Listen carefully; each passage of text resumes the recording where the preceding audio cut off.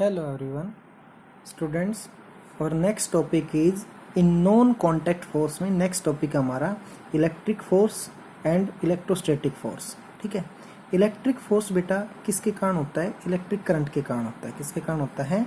Electric current के कारण। लेकिन हम जो पढ़ रहे हैं वो है हमारा इलेक्ट्रोस्टैटिक फोर्स। इलेक्ट्रोस्टैटिक फोर्स क्या होता है बेटा? जब चार्ज रेस्ट पे होता है यानी कि किसी भी ऑब्जेक्ट के ऊपर एक्सेस इलेक्ट्रॉन होते हैं, एक्सेस प्रोटॉन होते हैं, तो उसके ऊपर जो चार्ज होता है उसको हम रेस्ट चार्ज बोलते हैं। क्या बोलते हैं? Rest charge. और जो रेस्ट चार्ज की स्टडी होती है ना, रेस्ट चार्ज की स्टडी जो होती है उसको क्या बोलते हैं? हम उसको इलेक्ट्रोस्टैटिक बोलते हैं। क्या बोलते हैं? इलेक्ट्रोस्टैटिक। और हमने क्या पढ़ना है बेटा? इलेक्ट्रोस्टैटिक फोर्स पढ़ना है। क्या पढ़ना है? Electrostatic force. अब जो इलेक्ट्रोस्टैटिक फोर्स है ना बेटा, ये कब लगता है और ये इलेक्ट्रिक चार्ज किसी ऑब्जेक्ट पे कैसे आता है? फॉर एग्जांपल हमारे पास दो सब्सटेंस है बेटा, ठीक है ना। एक ये फर्स्ट सब्सटेंस है और एक ये सेकंड सब्सटेंस है। जब हम इन सब्सटेंस को, और सब्सटेंस कैसे? हमारे इंसुलेटिंग सब्सटेंस, ठीक है ना। कैसे सब्सटेंस है? Insulating substance. जब इंसुलेटिंग सब्सटेंस को हम क्या करते हैं? रब करते हैं। क्या करते हैं? रब करते हैं अगेंस्ट टू ईच अदर। तो क्या हो जाता है बेटा? एक से इलेक्ट्रॉन दूसरे के ऊपर ट्रांसफर हो जाते हैं। तो एक से इलेक्ट्रॉन दूसरे के ऊपर ट्रांसफर हो जाते हैं, तो जिससे इलेक्ट्रॉन जाते हैं उस पे हमेशा पॉजिटिव चार्ज आता है और जिसके ऊपर गए हैं उस पे हमेशा नेगेटिव चार्ज आ जाता है। तो इस प्रकार से कोई भी ऑब्जेक्ट क्या हो जाता है? चार्ज हो जाता है। क्या हो जाता है? चार्ज। ठीक है, तो यानी कि जिसके ऊपर इलेक्ट्रॉन गए हैं उसको अब हम क्या बोलते हैं? नेगेटिव चार्ज ऑब्जेक्ट बोलते हैं। और जिससे गए हैं उसको क्या बोलते हैं? पॉजिटिव चार्ज ऑब्जेक्ट गए हैं बोलते हैं। और खास बात क्या बेटा? जितने इलेक्ट्रॉन गए हैं उतना ही पॉजिटिव चार्ज यहाँ पे बनेगा। तो यहाँ पे लेट अस कंसीडर 4 इलेक्ट्रॉन का नेगेटिव चार्ज है, तो जिस चीज से गए हैं उस पर 4 इलेक्ट्रॉन का पॉजिटिव चार्ज हो जाएगा। ओके, अगर हम बात करें कि जैसे हमारे पास क्या है, चार्ज एक्वायर की बात करें, तो अगर हमारे पास क्या है, एक ग्लास रोड है। क्या है? Glass rod. ओके, जब ग्लास रोड को हम क्या करते हैं बेटा? सिल्क क्लॉथ पे रब करते हैं। किसके ऊपर? सिल्क क्लॉथ के ऊपर रब करते हैं। सिल्क क्लॉथ के ऊपर जब रब करते हैं तो ग्लास रोड को सिल्क क्लॉथ के ऊपर, ग्लास रोड को सिल्क क्लॉथ के ऊपर जब हम रब करते हैं तो जो हमारी ग्लास रोड है वो क्या करती है? पॉजिटिव चार्ज एक्वायर कर लेती है। और जो सिल्क क्लॉथ है ना उस पर कैसा आ जाता है? वो नेगेटिव चार्ज आ जाता है। उस पर क्या हो जाता है? Negative charge. तो ये क्या हमारा? ये हमारा सिल्क क्लॉथ है, ठीक है ना। ओके, और ये क्या है? ये ग्लास रोड है। तो ग्लास रोड पे कैसा चार्ज आ जाता है? पॉजिटिव। ठीक है, तो यानी कि पॉजिटिव चार्ज ग्लास रोड पे आता है, जबकि सिल्क क्लॉथ पे ऑन रबिंग क्या आ जाता है? नेगेटिव चार्ज आ जाता है। कैसा चार्ज आ जाता है? नेगेटिव। इसी प्रकार अगर हम क्या करें, हमारा जो कम होता है बेटा, कम को अगर ड्राई हेयर में क्या करें? रब करें, देन जो हमारे ड्राई हेयर होता है उस पर पॉजिटिव चार्ज आ जाता है। और जो कम होता है ना हमारा, ठीक है ना, कंघी जो होती है हमारी, उस पर क्या आ जाता है? नेगेटिव चार्ज आ जाता है। क्या आ जाता है? Negative charge. तो इस प्रकार से अगर हम कोई भी, हमारे पास वुलन क्लॉथ है, ठीक है ना, कैसा क्लॉथ है? वुलन क्लॉथ है। तो वुलन क्लॉथ को जब भी किसी प्लास्टिक के साथ क्या करें? रब करें, ठीक है ना, प्लास्टिक सीट के साथ या फिर कोई भी प्लास्टिक की कोई चीज के साथ अगर हम क्या करते हैं? रब करते हैं, तो वुलन क्लॉथ के ऊपर हमेशा कैसा चार्ज आएगा? पॉजिटिव। और प्लास्टिक की चीजों पे कैसा चार्ज आएगा?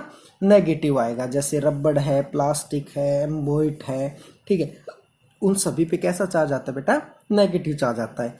तो अब क्या पढ़ रहे हैं हम? Electrostatic force. तो अब जब कोई भी चीज, कोई भी ऑब्जेक्ट क्या हो जाता है? चार्ज हो जाता है, तो वो दूसरे न्यूट्रल चीज़ों को या फिर अपोजिट चार्ज की चीज़ों को या फिर सिमिलर चार्ज की चीज़ों को एक इन्फ्लुएंस लगाता है। इन्फ्लुएंस का मतलब होता है बेटा फोर्स। तो जैसे कि हमारा जो कम है, ये जब चार्ज हो जाता है तो आप स्मॉल पेपर बाइट ले लेना, छोटे छोटे पीस किसी भी पेपर के, और जब उन पेपर्स के पास आप अपने कम को लेके जाओगे तो वो क्या करना स्टार्ट कर देगा? वो उनको अट्रैक्ट करना स्टार्ट कर देगा बेटा। क्या करना स्टार्ट कर देगा? अट्रैक्ट करना स्टार्ट कर देगा। ठीक है, तो वो अट्रैक्ट कर रहा है, इसका मतलब कौन सा फोर्स वर्क में आ रहा है? Electrostatic force. कैसा फोर्स वर्क में आ रहा है, इलेक्ट्रोस्टैटिक फोर्स, ठीक है ना। ओके, इसी प्रकार से अगर आप ग्लास रोड को किसी भी चीज के पास लेके जाओगे तो वो अपना इन्फ्लुएंस शो करेगा, ठीक है। ओके, तो ये हम किसी स्मॉल एक्टिविटी से देख सकते हैं। तो इस फोर्स का नाम था हमारा इलेक्ट्रोस्टैटिक फोर्स, ठीक है। उसके बाद हमारा लास्ट नॉन कॉन्टैक्ट फोर्स आता है ग्रेविटेशन फोर्स, ठीक है। कौन सा फोर्स आता है? Gravitation force. तो यानी कि 5th नंबर का फोर्स है हमारा वैसे ये, और नॉन कॉन्टैक्ट में 3rd नंबर पे आएगा। तो यानी कि नॉन कॉन्टैक्ट में 3rd नंबर का, तो कौन सा फोर्स है ये? Gravitational force. कैसा फोर्स हो जाएगा? Gravitational force. Gravitational force, okay. Gravitational force क्या होता है बेटा? ठीक है, सबसे पहले अगर बात करें ग्रेविटेशनल फोर्स की, तो जो ये फोर्स है ना, ये अट्रैक्टिव नेचर का फोर्स होता है, केवल अट्रैक्टिव नेचर, ठीक है। जबकि जो इलेक्ट्रोमैग्नेटिक फोर्स और इलेक्ट्रोस्टैटिक फोर्स की अगर बात करें तो वो अट्रैक्टिव भी हो सकते हैं और वो क्या हो सकते हैं?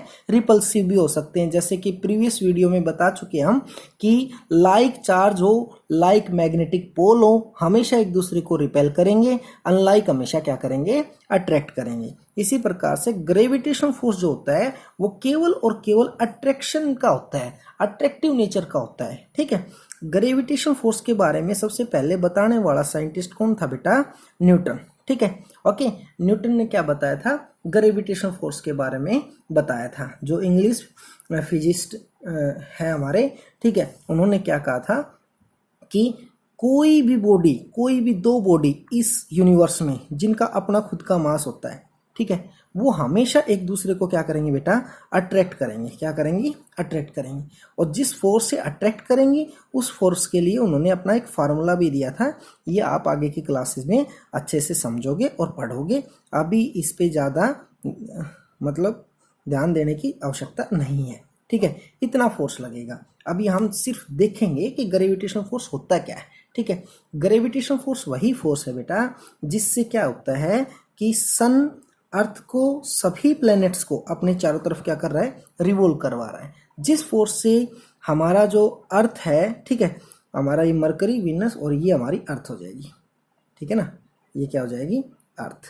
तो अर्थ जिस फोर्स से सन के अराउंड क्या कर रही है? रोटेट कर रही है, उस फोर्स का नाम क्या है बेटा? ग्रेविटेशन फोर्स है। क्या नाम है? Gravitation force.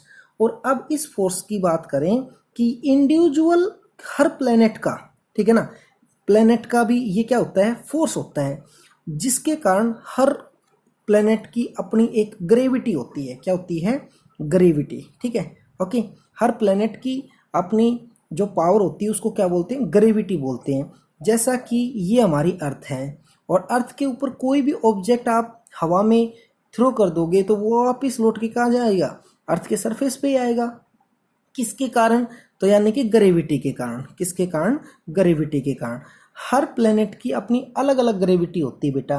ये जो ग्रेविटी होती है ना बेटा, ये किसके ऊपर डिपेंड करता है? ये डिपेंड करता है उस प्लेनेट की साइज क्या है और उस प्लेनेट का मास कितना है। साइज जिस प्लेनेट की जितनी छोटी होगी और मास जितना ज़्यादा होगा, उतना ही उस प्लेनेट की ग्रेविटी ज़्यादा होगी, ठीक है। तो यानी कि अगर फार्मूला आप देखना चाहें ग्रेविटी का, तो capital G capital M by capital R square, इस प्रकार से अर्थ की ग्रेविटी हम निकाल सकते हैं। तो मास उस प्लेनेट का ज़्यादा से ज़्यादा होना चाहिए और उस प्लेनेट की रेडियस यानी कि साइज उसका कम से कम होना चाहिए, उसी प्लेनेट की ग्रेविटी ज़्यादा होती है। जिस प्लेनेट की ग्रेविटी ज़्यादा होती है उस प्लेनेट पे किसी भी ऑब्जेक्ट का मास क्या होगा बेटा?